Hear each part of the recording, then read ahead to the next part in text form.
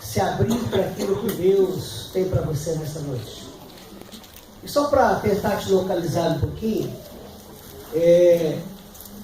há 3 domingos atrás, no primeiro domingo deste mês, por ocasião da ceia, nós trouxemos uma mensagem, uma palavra, enfocando o nosso dia a dia como igreja. Como é que nós devemos viver aqui dentro? Não é? É a parte interna da igreja. Como é que ela deve viver aqui? E a gente pegou como modelo, como padrão, a última ceia de Jesus com seus discípulos, lá no Evangelho de João, capítulo 13. Então o enfoque naquele domingo é o aqui dentro. Como é que funciona? Como é que deve ocorrer? Quais são os modelos, enfim, as referências que nós temos de igreja neotestamentária. Domingo passado, pensando um pouco nesta ideia que Deus tem colocado no nosso coração, de ganharmos o bom retiro para Jesus, nós levamos em consideração Paulo, a viagem que ele fez a Atenas, o que é que ele percebe lá, o que é que ele vê, o que é que ele sente, o que é que ele faz, e contextualizamos aquela mensagem. E falávamos no domingo passado que uma igreja neotestamentária é uma igreja que evangeliza. É uma igreja que não perde oportunidade de anunciar as boas novas de Jesus ao mundo. E hoje, meus irmãos, eu quero continuar um pouquinho mais nessa ideia, olhando para o escritor de Hebreus, porque se nós quisermos de fato levarmos adiante a proposta de Deus para a nossa vida, de ganharmos o bom retiro para Jesus, de ganharmos o mundo para Jesus, nós temos que olhar para essa temática, ou levar em consideração essa temática. O que é que o escritor aos Hebreus fala a respeito da comunicação do Evangelho? Então vamos seguir, queridos. Olhando para esse texto que eu coloquei aí, olha, Hebreus capítulo 1, os 2 primeiros versículos, olha o que diz lá. Talvez você pergunte, mas por que essas cores diferentes aí no texto? Porque são essas cores que no primeiro momento eu estarei enfatizando, estarei trabalhando. Olha lá, havendo Deus outrora falado, muitas vezes e de muitas maneiras, aos pais, pelos profetas, nesses últimos dias, nos falou pelo Filho, a quem constituiu herdeiro de todas as coisas, pelo qual também fez o universo.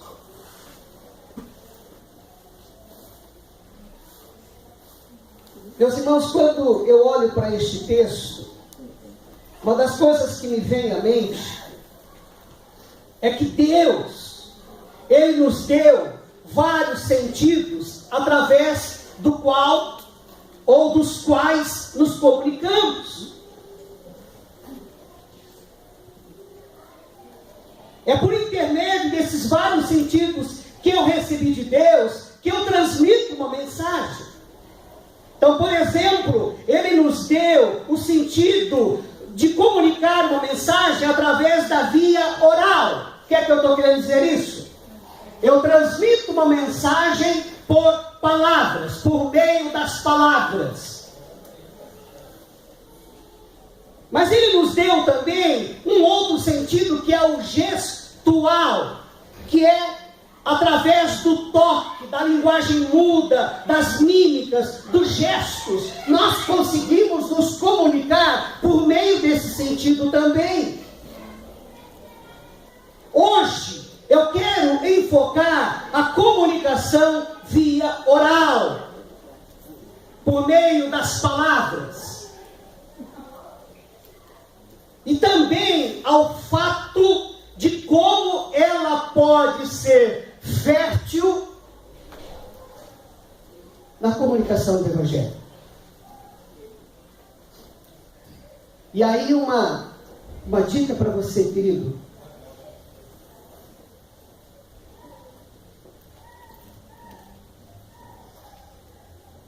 Eu conseguirei corresponder às expectativas de Deus na comunicação das boas novas via oral, por meio das palavras, se eu tomar cuidado com aquilo que eu falo.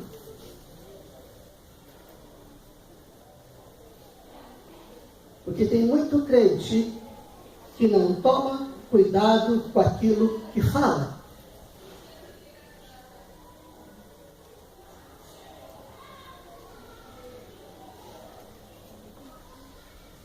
Você quer ganhar o retiro para Jesus? Tome cuidado com aquilo que você fala.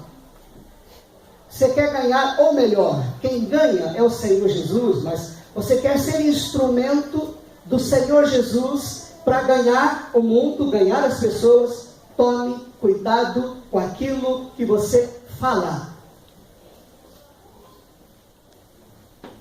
Porque não só paredes deveriam ter ouvidos, ou melhor, a gente precisa dizer, se paredes tivessem ouvidos, né? Mas as pessoas ouvem aquilo que falamos.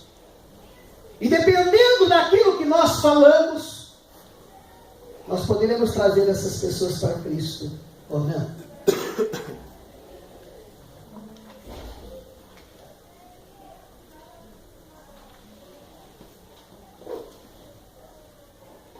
Eu acho bem interessante essa citação, dentro dessa ideia de comunicarmos a mensagem.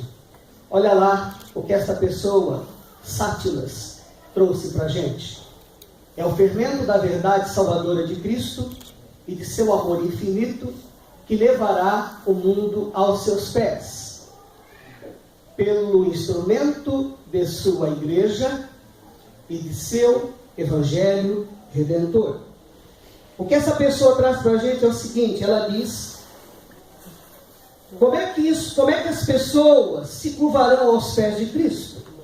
Ela está dizendo aí para a gente, será por meio do evangelho redentor, das boas novas libertadora, das boas novas remidora. E ela diz aí que um dos instrumentos, ou um instrumento que Deus fará uso para que isso se cumpra, é a sua igreja. Sou eu, é você, é a Ibó. Deus tem a intenção de nos fazer como instrumentos para trazer o povo, o mundo aos pés de Cristo. E óbvio que nós vamos, nessa ida ao encontro dessas pessoas, nós vamos levar ou apresentar o Evangelho redentor. Olhando para este texto que acabamos de ler, meus irmãos, eu me vejo aí diante da teologia da comunicação. O que eu quero dizer com isso? Eu entendo aqui como é que acontece a relação de Deus com o homem, em que circunstâncias ocorreram, de que maneira aconteceu. E aí o primeiro ponto que eu coloco aí é que a verdadeira comunicação começa em Deus. A verdadeira, o que eu quero dizer com verdadeira? A autêntica, a verídica comunicação começa em Deus, tem início, dá início nele. É por isso que o escritor aos Hebreus diz aí, havendo Deus, se iniciou nele, começou nele. Mas o escritor aos Hebreus também nos diz que esta comunicação, ela tem um objetivo, ou melhor dizendo, um objeto. Há um motivo para esta comunicação de Deus. Há uma causa, há um alvo, um fim que se deseja atingir. Ele não fala ao acaso, tem um alvo. Aos pais, aos nossos antepassados. Mas o escritor aos Hebreus vai dizer para mim e para você também que esta comunicação, ela tem mediações.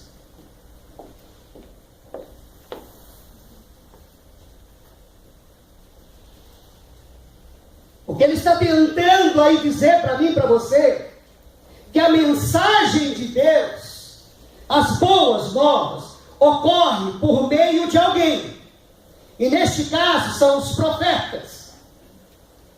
Ele diz que esta mensagem, as boas novas, só vai chegar às pessoas lá de fora, aos descrentes, por uma pessoa que anuncia a mensagem divina.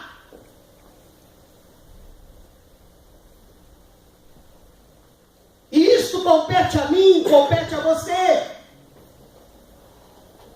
E por que nós temos insistido tanto nisto, meus irmãos? Porque a gente não tem feito isso. A gente acha, se nós pudéssemos mudar ali, se nós pudéssemos sugerir alguma coisa neste ponto ao escritor, aos hebreus, a gente dizia que deveria, em vez de profeta, devia ser os missionários, os pastores.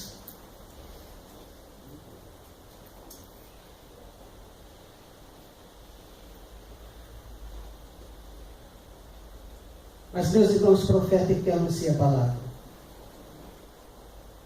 Onde quer que você esteja, você tem que ser profeta de Deus. Você tem que estar aí, fazer essa ponte, levando a notícia das boas novas ao descrente.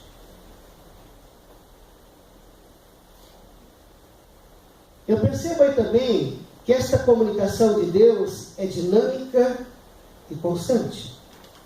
É uma comunicação que não para, não cessa. Essa comunicação não ocorreu apenas nos dias lá dos hebreus. Ela continua acontecendo nos dias de hoje, ela não cessa, ela não para. Deve ter muitas igrejas, meus irmãos, mundo afora, como aqui, aonde esta comunicação, ela está acontecendo, ela não cessou, ela tem constância, ela tem firmeza, ela persiste. Isso tudo, obra de Deus para a gente. E olha lá, meus irmãos, a verdadeira comunicação, a autêntica, verdadeira, é interpretação de vida. Olha o que diz aí no final do texto: nos falou pelo Filho.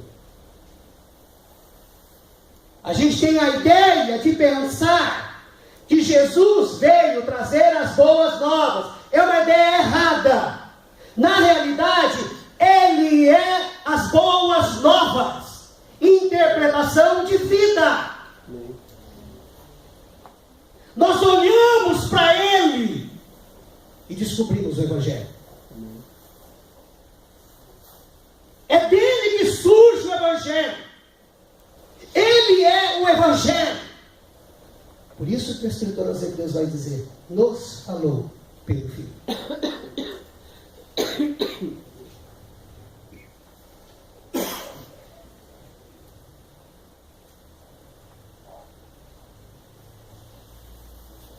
Meus irmãos, qual deve ser a constituição da comunicação oral?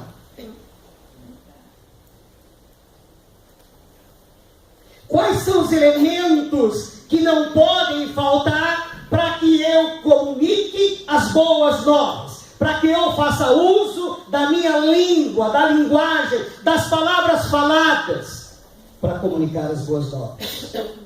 Em primeiro lugar, eu preciso pensar no objetivo. Qual é o propósito? E aí o que é que eu coloco aqui para você, querido? Visualize o que você quer atingir. É o que está ali. Com quem você quer se comunicar?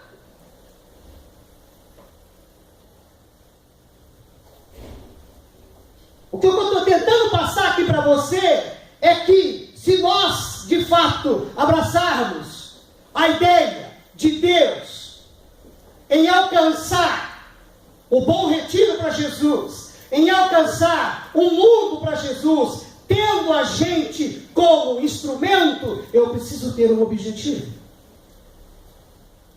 Eu preciso traçar uma estratégia.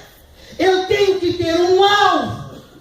A questão é: quem desejamos alcançar?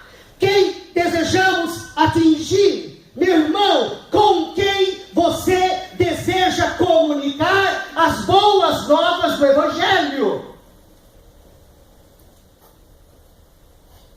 dias conversando com a minha esposa, e eu achei bem interessante, porque ela falava lá da realidade dela, lá da faculdade, a sala em que ela, o novo semestre agora, poucas semanas, seu filho voltou a estudar, minha esposa voltou a estudar também, ela está fazendo psicologia. Ela diz assim: amor, eu faço parte de uma sala em que tem 100 alunos. Eu falei: não vai demorar muito, boa parte vai embora. Porque assim, eles começam a juntar. Você que é professor, você sabe muito bem como é que funciona isso. E ela dizia: sabe, amor, eu tenho uma facilidade muito grande de atrair para mim, assim, homossexuais. Eles olham para mim, eu não sei se é por conta da minha beleza, né? Então eles querem se parecer com a beleza da minha esposa, mas vai ser muito difícil uma coisa dessa, né? Mas eles acham que podem. Mas ela diz: olha, eu tenho, de repente, é uma vocação que Deus está me dando para começar a evangelizar essas pessoas. Ela quer começar a comunicar as boas novas a esse grupo de pessoas. Por que eu estou colocando isso para você, querido? Porque na nossa cabeça, o melhor lugar para a gente comunicar as boas novas do Evangelho são os eventos facilitadores. É isso que vai na nossa cabeça, no nosso coração. A igreja do Senhor Jesus Cristo tem trilhado há muito tempo por aí, por este caminho, eventos facilitadores. O que é isso, pastor? São eventos que realizamos com a possibilidade de facilitar a comunicação do Evangelho. Então tem igreja, por exemplo, que lá estabelece no calendário dela o dia do amigo. Você vai convidar o seu amigo para vir à igreja. E aí a gente prepara muito bem a igreja para receber muito bem esse seu amigo, cuidar muito bem dele, para que ele comece a perceber que nós não somos ETs, nós somos gente como eles. E aí ali vai ter sempre algumas pessoas plantadas para começar a pregar o Evangelho, folhetos, oração. Isso é o quê? É facilitar aquele momento para que a comunicação do Evangelho aconteça.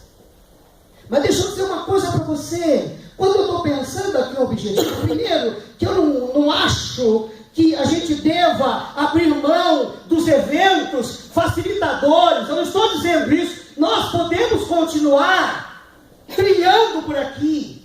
Mas quando eu penso no objetivo, no propósito, na estratégia, no alvo, eu estou pensando aqui no relacionamento horizontal.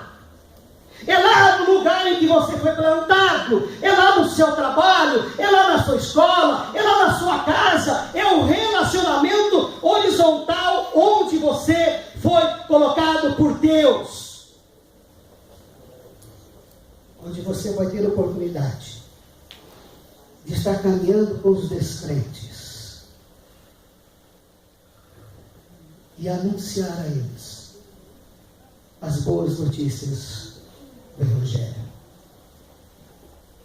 Mas não pode faltar também o conteúdo. O que é conteúdo, meus irmãos? Eu coloquei conceitos compreensíveis. Pastor, mas o que é isso?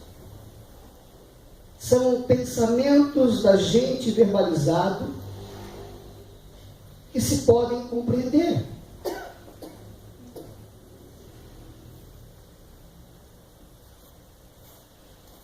Eu tenho que ter conteúdo. Jesus tinha conteúdo. Qual que é a estratégia de Jesus mesmo, meus irmãos? Quando ele, em meio ao povo, começava a evangelizar, ele fazia uso do quê? De quê? Parábolas. Das parábolas. O que é parábola, pastor? É uma linguagem comum, popular, contemporânea.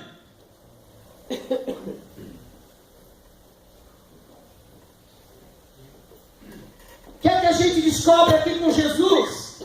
Que na hora da evangelização, na hora de estar anunciando as boas notícias do Evangelho, nós precisamos ter uma linguagem certa e adaptada à nossa geração.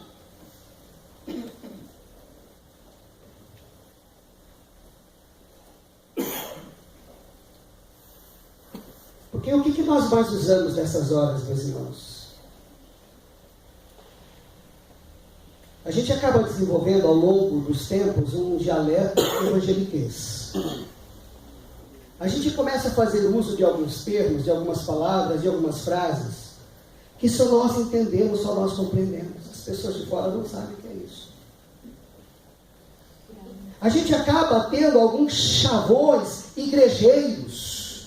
A gente conversando aqui, a gente consegue entender muito bem, mas o pessoal lá de fora não. Eu preciso ter um conteúdo que as pessoas compreendam, que elas saibam o que eu estou tentando transmitir, que elas consigam, enfim, receber essa mensagem. Com Jesus era assim, meus irmãos. Uma outra coisa que eu preciso levar em consideração é a cultura. Se tem uma coisa que Jesus sempre fez, foi respeitar a cultura e os costumes do seu tempo, sem se escravizar, sem se deixar dominar por eles. Mas ele respeitava.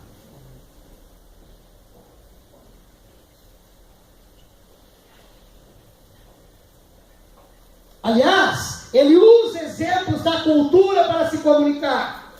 Ele faz uso ali de alguns elementos da cultura para transmitir a mensagem dele.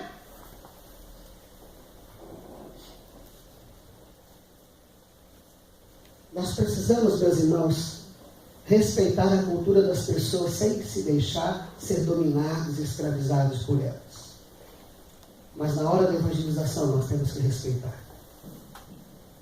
E aí eu vou lhe dar um exemplo.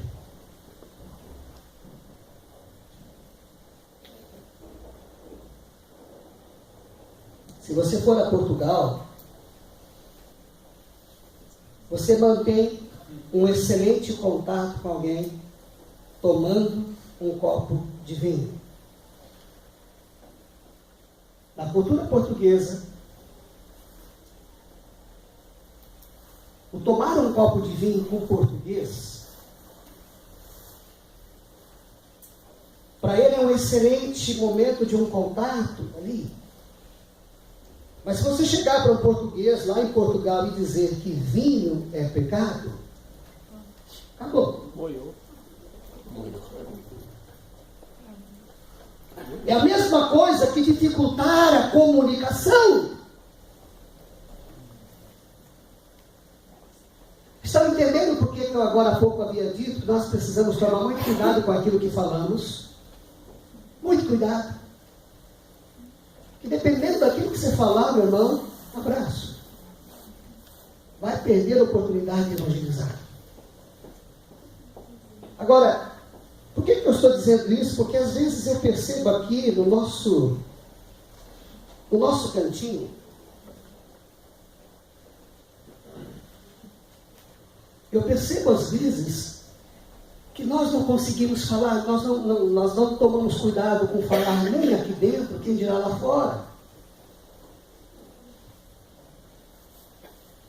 E com todo devido respeito, meus irmãos, às vezes eu passo perto de vocês, aí eu começo a ouvir as conversas, aí eu digo assim, poxa, perdeu a oportunidade de ficar quieto. Falou besteira. Falou que não devia. A gente precisa tomar cuidado com aquilo que a gente fala.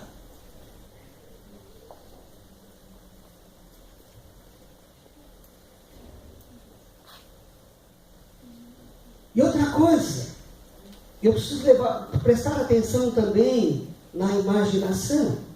Olha aí, isso é um outro elemento que é instrumento ou que faz parte da constituição da comunicação oral. E por que eu estou dizendo isso para você? O que é imaginação? As ideias que eu trago aqui dentro da minha cabecinha abençoada. na linguagem oral, na minha fala, eu consigo fazer com que alguém possa ver de maneira bonita ou muito feia aquilo em que eu estou narrando. É por isso que eu preciso tomar cuidado com a minha imaginação. Muito cuidado. O que é que está dentro da tua cabecinha aí?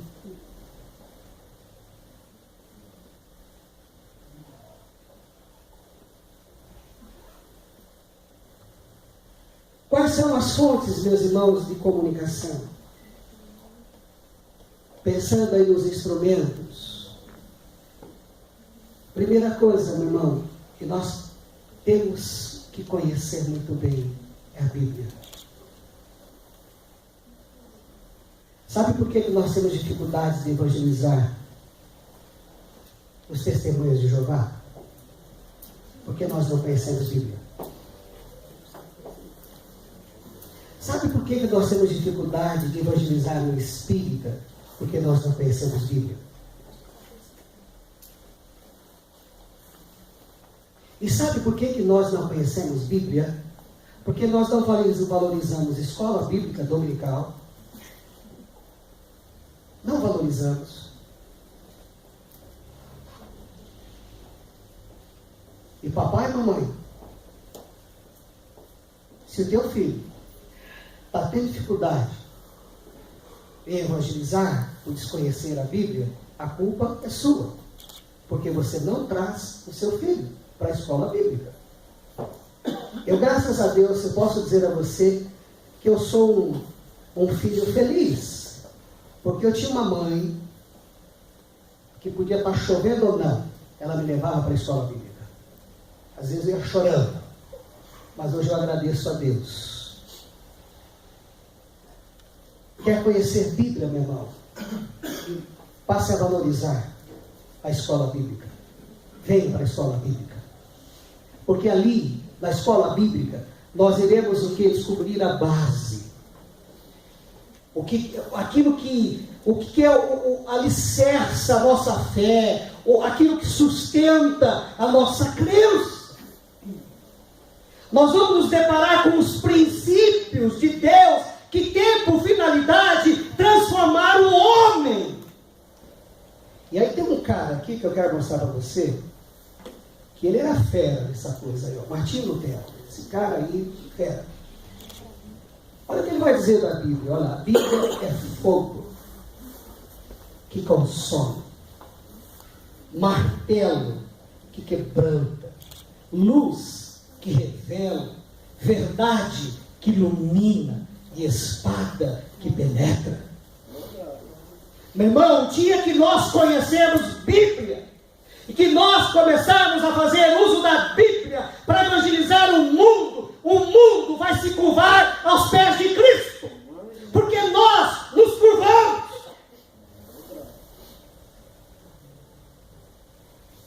Não tem quem se depare diante da Bíblia que não seja despedaçado, destroçado. A claridade acaba vindo para a sua vida. Porque diz aqui Martinho Lutero que ela penetra, ela passa para dentro, ela alcança o íntimo, a alma humana. Por que nós estamos aqui, meus irmãos? Porque a Bíblia fez isso comigo e com você. É por isso que eu e você precisamos começar a desenvolver intimidade com as Escrituras, porque ela faz parte do instrumento da comunicação oral.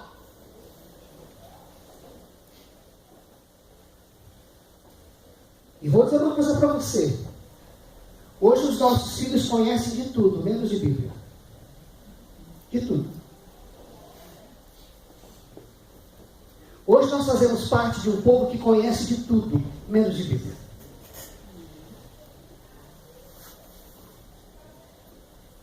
Mas uma outra coisa bem interessante, que a gente precisa também passar a valorizar, a dar a devida importância como instrumento da comunicação, esse ato de anunciar as boas novas, A mensagem do Evangelho é a literatura, meus irmãos. É o conhecimento. Pergunto-lhes, qual é a caricatura do crente hoje na mídia? Qual é? Qual é a caricatura? Fala para mim. É uma pessoa que não pensa, é uma pessoa que não sabe ler, não sabe escrever. Não é isso que a mídia traz para a gente? Agora, querido, não só a Bíblia, mas a literatura, a mídia em geral, tenha o hábito de ler jornal, assistir programas jornalísticos. Você precisa se atualizar, ser contextualizado. Para na hora de você ter que pegar alguém, anunciar o Evangelho, você vai fazer uso do conhecimento.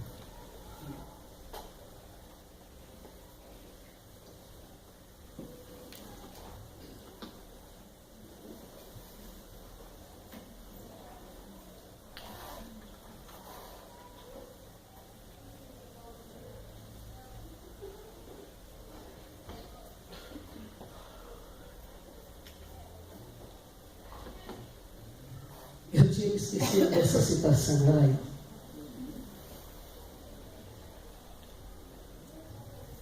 A Bíblia é um livro fechado e selado para muitos cristãos. Isso daí.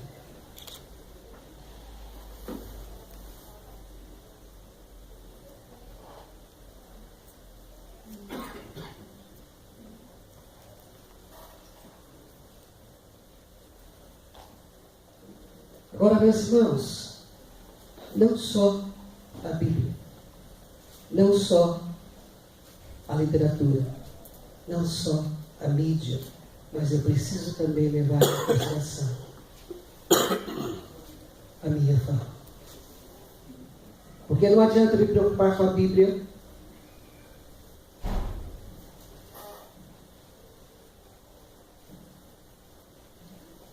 não adianta me preocupar com a literatura, não adianta eu me preocupar com a mídia em geral. Aliás, o conhecimento, deixar de ter este conhecimento, se eu não também levar em consideração a minha fala. O instrumento básico que Deus fará uso para transmitir a mensagem do Evangelho é a língua. Se eu olhar para o salmista, lá no Salmo 34, versículo 13, ele vai dizer que eu devo refrear a minha língua do mal e os lábios de falarem dolosamente.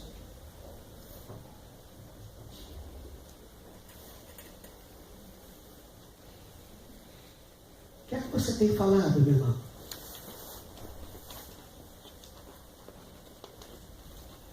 Lá no teu trabalho, o que é que você tem falado? A sua fala constrói, a sua fala ajuda.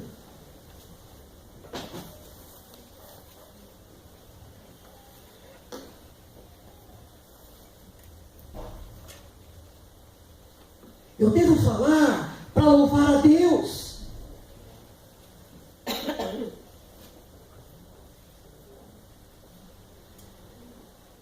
Olha o que diz o salmista aí. Minha língua proclamará a tua justiça e o teu louvor o dia inteiro. Como é que eu faço isso, meus irmãos? É tomando cuidado com aquilo que eu falo.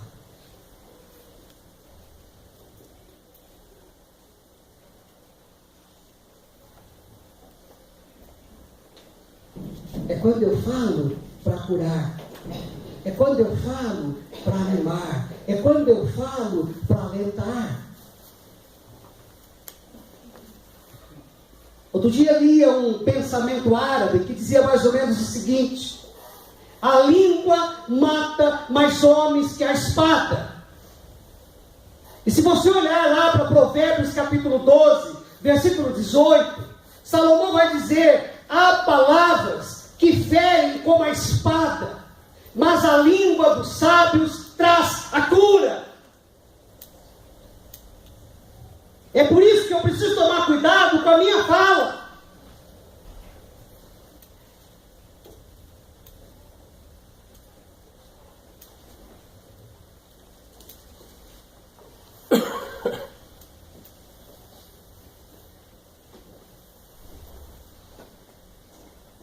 Olha lá, meus irmãos, a língua é fonte de muito poder. Ela pode ser usada para construir coisas bonitas na vida do outro ou destruir.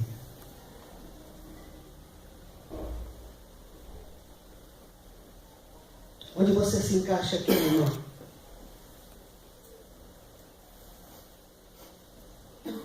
Eu entendo que a proposta de Deus para nós, quanto à língua, é que a usemos como instrumento abençoador. Então, tome cuidado com aquilo que você fala. Tome muito cuidado.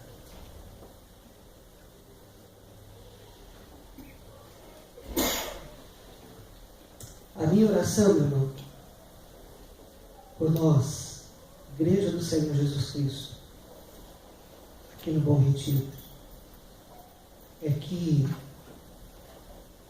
ao invadirmos o mundo, por entendermos que a proposta de Deus é fazer de nós instrumentos para levar a mensagem do Evangelho, não só aqui no Bom Retiro, mas fora do Bom Retiro, pelo mundo afora, que a gente possa, por meio da nossa fala, construir coisas bonitas na vida das pessoas com as quais falaremos, com as quais caminharemos. Então, meu querido, tome cuidado com aquilo que você tem falado. Que Deus te abençoe. Que Deus nos abençoe. E que a gente possa trazer, mais do que nunca, essa ideia de Deus para dentro do nosso coração. Passemos a olhar para fora. Passemos a levar em consideração a realidade dos descrentes, porque Deus deseja salvá-los. E Ele está me chamando. Falávamos no domingo passado, aquela passagem, ide por todo mundo e pregai o Evangelho a toda criatura. Se quisermos nos tornar cada vez mais uma igreja neotestamentária, nós precisaremos evangelizar. E para evangelizarmos, eu preciso tomar cuidado com aquilo que eu falo. Eu devo construir coisas bonitas na vida das pessoas e não destruí-las. Vamos orar por isso? Você pode fechar os seus olhos? Vamos orar por isso.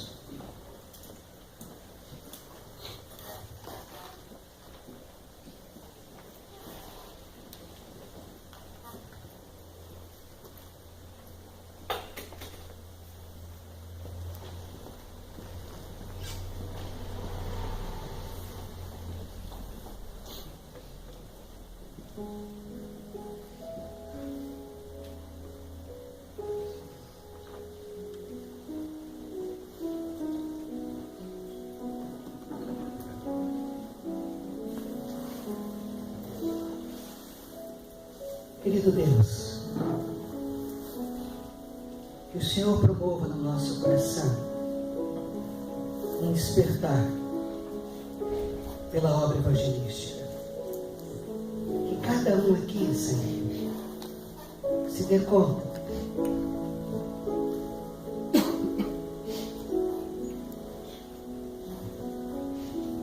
do trabalho, da missão que devemos realizar lá fora. Quantos que irão para o inferno, Senhor? Quantos que estão a caminho do inferno? Gente bem próxima da gente. Gente com as quais nos relacionamos no decorrer da semana. É no nosso trabalho, É na nossa faculdade, é na nossa vizinhança, ou até mesmo lá dentro da nossa casa. De repente, é o nosso pai, a nossa mãe, os nossos irmãos. Pai, traga para o nosso coração, mais do que nunca, o senso a necessidade de levarmos adiante esse chamado do Senhor para a gente. Que não percamos as oportunidades. Talvez tenha muita gente aí fora, Senhor, que jamais se permitiria ler a Bíblia com a gente. Mas, ó Deus, que essas pessoas percebam a Bíblia encarnada em nós, assim como é de Jesus. E uma das coisas que precisamos tomar muito cuidado, Senhor, é a fala da gente. Ó Deus, tenha misericórdia de nós. A palavra diz: sejam poucas as tuas palavras. Que a gente possa falar com sabedoria, Senhor, visando a cura, visando a restauração, visando a transformação. Realize isso na nossa vida e dá-nos o privilégio. Nos permita ainda percebermos aqui na nossa igreja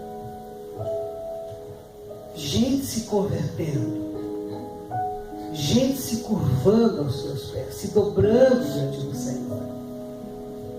Ó Deus, traga aqueles que o Senhor tem reservado para esta igreja aqui no Bom Retiro, mas que, como foi falado nesta noite, que levemos em consideração a estratégia, que possamos nos lembrar de Paulo, Senhor, que possamos nos lembrar aqui do escritor aos Hebreus.